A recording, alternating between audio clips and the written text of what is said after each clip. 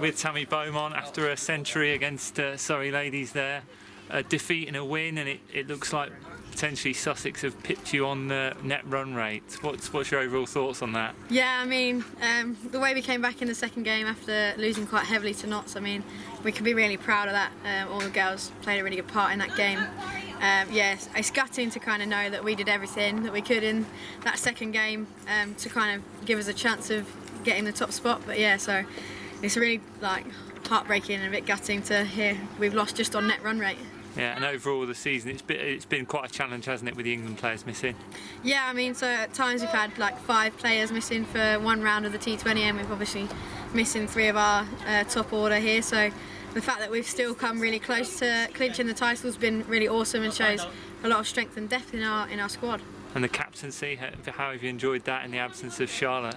Yeah, I've really enjoyed it. I think she'll be demanding it back, but no, it's been really good fun to have to lead the team out, and something I've always wanted to do as a youngster growing up playing for Kent.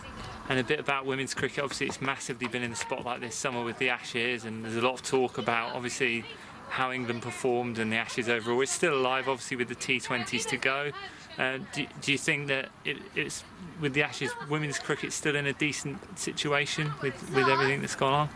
Yeah, definitely. I think the England girls have definitely got a chance of still winning. T20's been our best format over the last sort of 18 months, so we've definitely still got a chance of keeping the Ashes. Not ideal to lose the Test match, but Australia, credit to them, played really well and they did outplay us, but we know our girls will come back strong.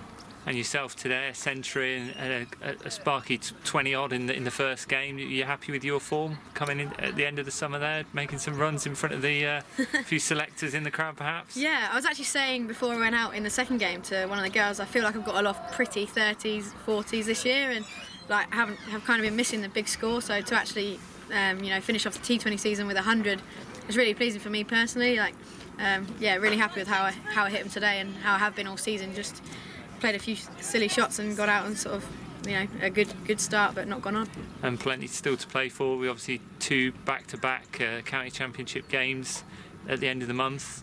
How big are they, and what kind of team do you think you'll be able to face? Will you be getting any England players back, do you think? Oh, I don't know if we'll be getting the England players back. I think it's the week of the international T20s, but we've got 2 big games. We're still unbeaten in the 50 over comp at the minute, so if we can put in a couple of good performances there, then we'll still retain that title, and I think that's the really big one that we want. But I mean, I think we'll be okay even if the England players aren't there. I think we've got, like we said, we've got a good strength and depth, and if we can put in a good performance with the bat and the ball, I think we'll be fine.